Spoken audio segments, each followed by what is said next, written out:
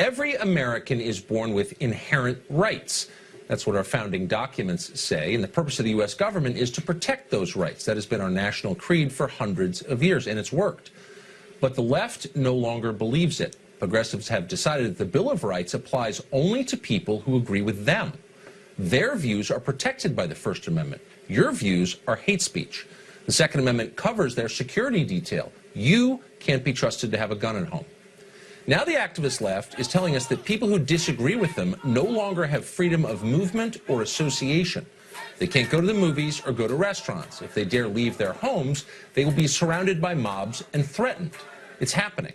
Last Friday, White House Press Secretary Sarah Huckabee Sanders and her family were forced to leave a restaurant in Virginia because the owner didn't like their politics. Sanders and her husband went home, but the rest of their family went to another restaurant. That wasn't good enough. They had committed the sin of being related to someone who works at the White House. So progressives continued to harangue them as they tried to eat. This is happening in a lot of places to a lot of people. Protesters, for example, have massed outside the home of White House aide Stephen Miller. In case their intentions weren't clear enough, they put up mock wanted posters with Miller's face on them. A DHS employee, meanwhile, found a burned, decapitated animal carcass on his front porch. Again, the message is crystal clear. Activists on the left are moving toward violence. They are aware of this, and some applaud it. A piece yesterday in Splinter News, which is owned by Univision, explained that intimidating Trump supporters in public places is, quote, just the minimum baseline here. This is all going to get more extreme, and it should, end quote. How extreme? Well, the article fondly recalls the domestic terror bombings of the 1970s. Thousands a year in America. That's our future, the article says. Unfortunately, we're headed there fast. Over the weekend in Los Angeles, Congresswoman Maxine Waters urged the mob to hunt down and find members of the president's cabinet. Here's part of it. If you think we're rallying now, you ain't seen nothing yet.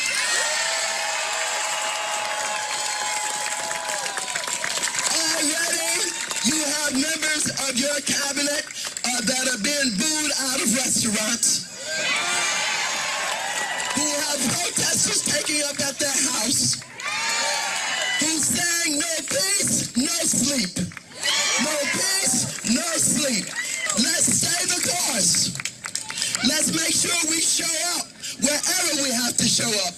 And if you see anybody from that cabinet in a restaurant, in a department store, at a gasoline station, you get out and you create a crowd. And you push back on them. And you tell them they're not welcome anymore, anywhere. Maxine Waters isn't just any member of Congress. The Daily Beast calls her, quote, a folk hero. BuzzFeed describes her as the unchallenged new face of the Democratic Party. And indeed she is. She's also a self-described civil rights leader, which makes it a little weird to see her demanding that certain people be denied public accommodations. Sorry, we don't serve your kind at the lunch counter. That's exactly what she is saying, and she said it again yesterday. I stand by my speech in saying that the protests have already started. They're probably going to continue. The message of all this is clear. The left no longer considers its political opponents fellow citizens or even human. How long before they start openly calling for something bad to happen to those opponents? Well, in the case of Maxine Waters, it won't be the first time. In 1992, Waters cheered as racist mobs burned Los Angeles. As she put it at the time, riot is the voice of the unheard. When Reginald Denny was dragged from his truck and nearly murdered for the color of his skin, beaten in the head with a cinder block on camera, Waters championed his attackers. She partied with them after their trial. Maxine Waters has a record of endorsing mob violence. Everyone in Washington knows that. Democrats don't care. To his credit, Chuck Schumer did call Waters' most recent remarks, quote, not American. Good for him. But hardly anyone else said anything. Nancy Pelosi blamed Donald Trump for what Waters said. That was a theme. Stop hitting me, they said as they threw the first punch. I feel that we are in pre-Nazi Germany. The stages of things that are occurring on a daily basis, the obfuscation, the lies, the totalitarian behavior is shocking and horrendous. And we have to be vigilant. They follow the exact pattern that Hitler had. He is evil. He is evil. And the thing is, I thought I'll come in and he won't really know because he's not that smart. He doesn't, you know, he'll just do a showmanship thing. But he's evil. This is about racism. This is pure and simple racism. That's all this is. The people who support him are frightened to death of this country becoming the Browning of America.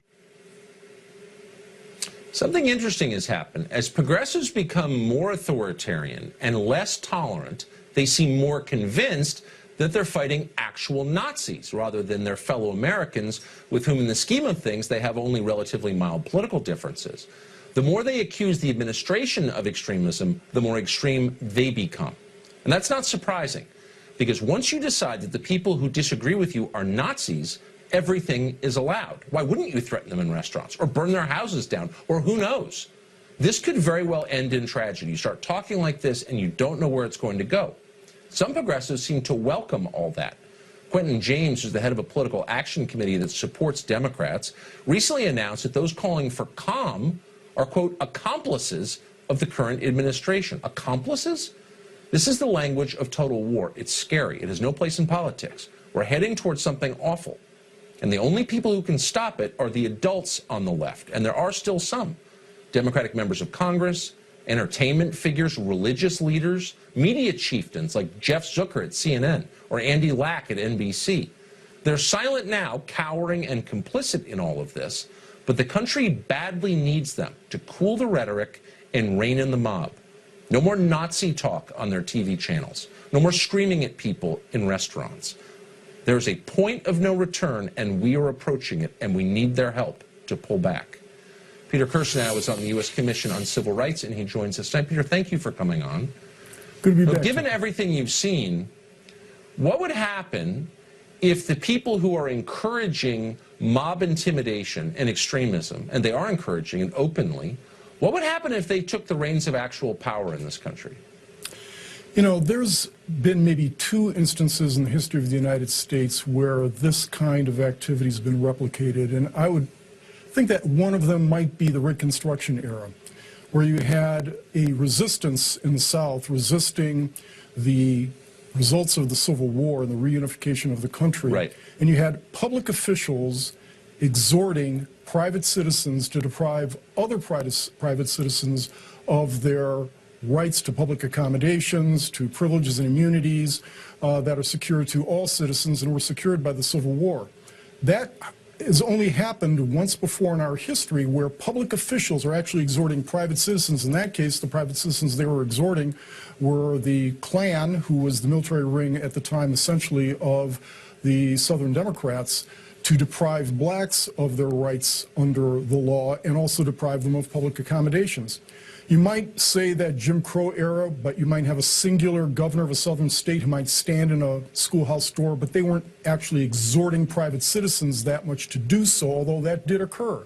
But now we have this, and it's extraordinary because I think we're at this inflection point for a host of reasons, but the framers gave us a Republican system of governance to shield us against mob violence and the passions of the day, but that depended really on 2 things, and that is a informed electorate, informed citizenry, and responsible elected officials.